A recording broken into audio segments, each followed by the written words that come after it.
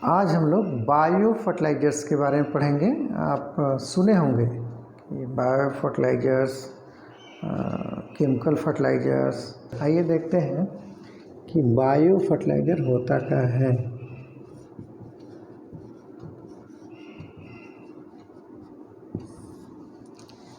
इसमें देखेंगे कि बायो फर्टिलाइज़र्स नाम से समझ में आ रहा होगा। बायो का मतलब हो जाता है कोई लाइफ होगा, कोई लिविंग बीइंग होगा। समझ में आ गया?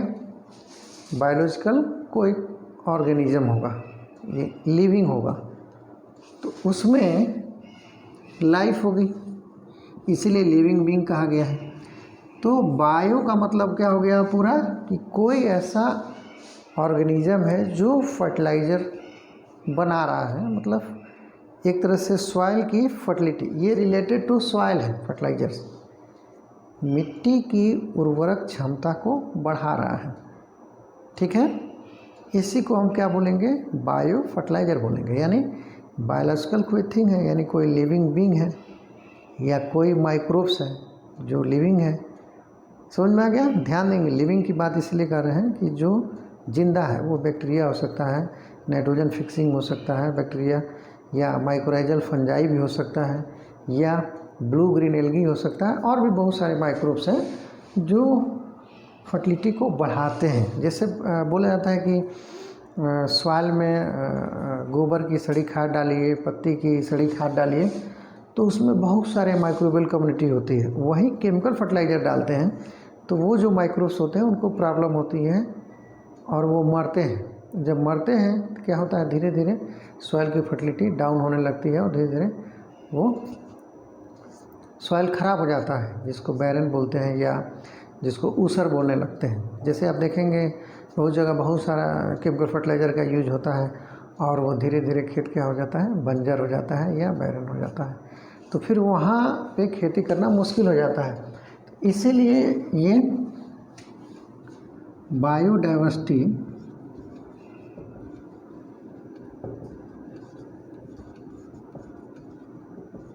सॉइल को इंक्रीज करता है।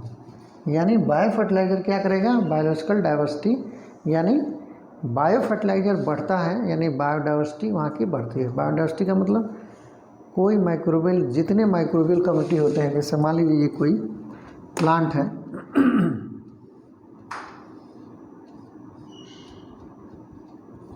ये रूट एरिया है, ये आपका लीफ है, ये आपका लीफ है, ये फ्लावर हो गया, ऐसे मान लेते। तो ये जो रीजन है उसको राइजोस्फीयर कहते हैं। अब इसमें बहुत सारे माइक्रोबियल कम्युनिटी होती हैं, तो ये नहीं माइक्रोब्स ज़्यादा हैं तो बायो फर्टिलाइज़र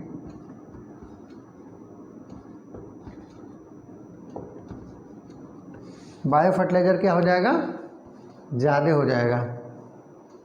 समझ में आ गया? यानी अब इसको ये कह सकते हैं कि माइक्रोब्स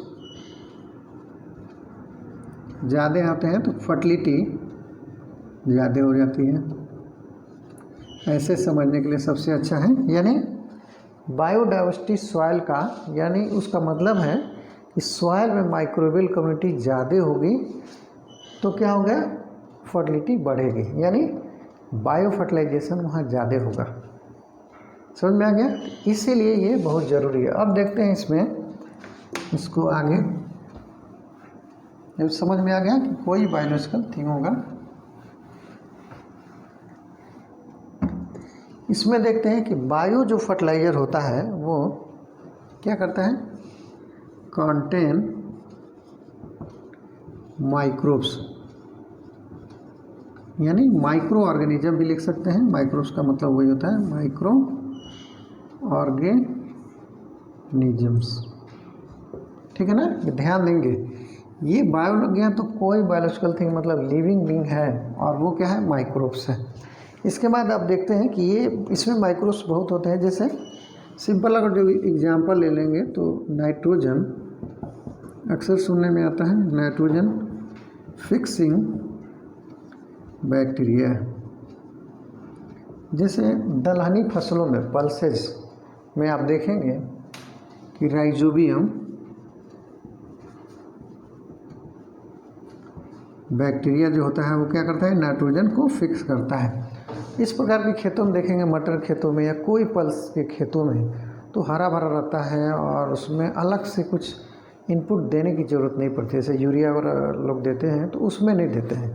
यानी इस प्रकार की जो दलहन वाली फसलें होती हैं, यानी पल्सेस, दाल वाली, अरहर है, चना है, ग्राम है, तो उसमें नाइट्रोजन फिक्सिंग बैक्टीरिया होता है, वो नाइट्रोजन फिक्स करके पौधे को देता है, अलग से नहीं देना पड़ता है। तो ये बहुत ही अच्छा इसको बोलते हैं। और सबसे अच्छा एक तरह से उदाहरण है, आपको दाल सभी लोग खाते ही हैं, या दाल के जगह पे और कुछ लेते हैं, अलग अलग प्रकार की जो दालें हैं, तो उसमें आप देखेंगे कि उसकी जड़ों में रूट नोड्यूल बनते हैं और वो नाइट्रोजन फिक्सिंग इसके द्वारा होता है। ठीक है ना। इसके बाद आप देखते हैं, जैसे नाइट्रोजन फिक्सिंग बैक्टीरिया हो गया, ये क्या करता है, इंक्रीजिंग सॉइल फर्टिलिटी।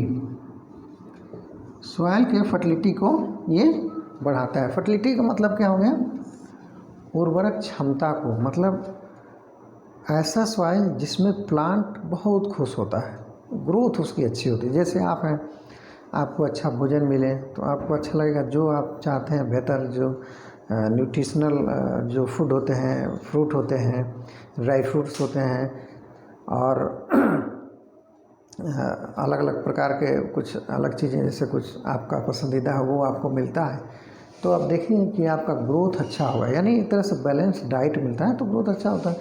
उसी प्रकार से सॉइल की फर्टिलिटी अगर जो अच्छी है, यानी आप देखते हैं, इसको बना सकते हैं ऐसे, फर्टिलिटी प्रोपोर्शनल टू क्या होता है, ग्रोथ ऑफ प्लांट। यानी सॉइल की फर्टिलिटी बढ़ेगी तो ग्रोथ ऑफ प्लांट बढ़ेगा। तो एक पॉइंट और इसमें बढ़ा सकते हैं कि सॉइल की फर्टिलिटी बढ़ती है तो प्रमोट, अब क्या होता है, प्रमोट प्लांट ग्रोथ। ठीक है ना। आप देखेंगे कि दूसरा पॉइंट क्या हो गया कि बायो फर्टिलाइजर से सॉइल की फर्टिलिटी बढ़ती है और ये क्या करता है, प्लांट ग्रोथ को प्रमोट करता है। समझ में आ गया हो गया। फिर आप देखते हैं कि इसके एग्जाम्पल, एक मैंने जैसे नाइट्रोजन फिक्सिंग बैक्टीरिया लिया, तो उस प्रकार से भी और एग्जाम्पल आपको देखने को मिलते हैं। जैसे आप देखेंगे कि इसमें बायो फर्टिलाइजर में जैसे बैक्टीरिया, अनेकों प्रकार के बैक्टीरिया हैं। एग्जाम्पल में यहाँ ले लेते हैं, जैसे बैक्टीरिया राइजोबियम है, और भी बहुत हैं बैक्टीरिया है। फिर ब्लू ग्रीन एल्गी है, ब्लू ग्रीन एल्गी, साइनोबैक्टीरिया जिसको बोलते हैं। फिर आप देखेंगे नाइट्रोजन, ये थोड़ा सा कॉमन है, ज़्यादा एग्ज़ाम में इस पर शॉर्ट नोट्स भी आते हैं, डिटेल में भी आते हैं, और ये ज़्यादा कॉमनली यूज भी होता है, नाइट्रोजन फिक्सिंग बैक्टीरिया। फिर आप देखेंगे माइकोराइजा फंजाई, ये एक फंगस है, लेकिन ये एसोसिएशन करता है हायर प्लांट के रूट से। फंगस और रूट्स ऑफ हायर प्लांट, तो ये क्या करता है, फिक्स करता है, न्यूट्रिएंट को लेता है और वाटर को लेता है और प्लांट को देता है। तो एक प्रकार से ये भी बायो फर्टिलाइजर के जैसे ही काम करता है। तो इनकी अगर जो संख्या ज़्यादा रहती है तो वो साल में जो प्लांट होते हैं उनका ग्रोथ अच्छा होता है। तो सिंपल वे में कहें तो बायो फर्टिलाइजर किससे रिलेटेड है, माइक्रोब से। एग्जाम में आता है कि बायो फर्टिलाइजर किससे रिलेटेड, माइक्रोब से है। या कंटेंट क्या करता है, तो ये कंटेंट क्या करता है, माइक्रोब्स करता है। और ये क्या करता है, फर्टिलिटी को बढ़ाता है। यहाँ सॉइल फर्टिलिटी लिख देंगे तो और क्लियर हो जाएगा। फर्टिलिटी का मतलब सॉइल से ही इसमें आप समझेंगे, सॉइल फर्टिलिटी को बढ़ाता है। और ये अल्टीमेटली, इसको नोट कर लिए होंगे, देख लेते हैं, यानी इसको बना लेंगे। बायो फर्टिलाइजर्स में क्या रहता है, माइक्रोब्स रहते हैं, और ये क्या करता है, सॉइल फर्टिलिटी को बढ़ाता है। और जब सॉइल की फर्टिलिटी बढ़ती है तो प्लांट ग्रोथ प्रमोट होता है, और प्लांट ग्रोथ प्रमोट होता है यानी प्लांट का ग्रोथ कम खर्चे में या बिना खर्चे में काफ़ी ग्रोथ अच्छा होता है और प्रोडक्शन भी ठीक रहता है, तो इकोनॉमिकली बेहतर होता है, यानी इकोनॉमिकली